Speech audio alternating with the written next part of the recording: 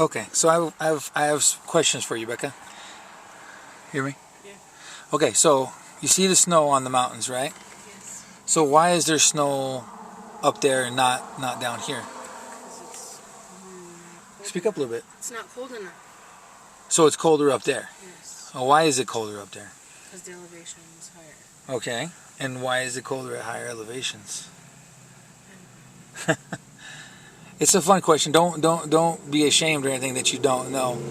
But it's one of those questions, why questions that lead to other why questions. So yeah, so obviously why is there snow up there and not down below in the valley? Like you said, it's colder up there. Why is it colder up there? Because it's higher elevation. Why is it colder at higher elevation? Because there's less air molecules up there.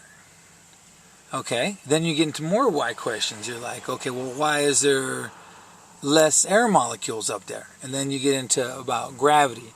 And gravity gets weaker the further you go away from Earth, and so or away from the center of the Earth.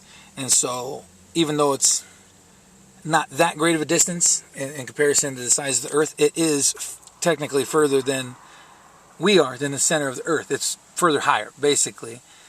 And so gravity is weaker. Since gravity is weaker, there's less air molecules, right? Yes. Okay, but even so, it's like, okay, there's less air molecules, but why does that? You get into even one more why question. It's like, okay, you accept all that. Well, that gets down to, well, what is heat?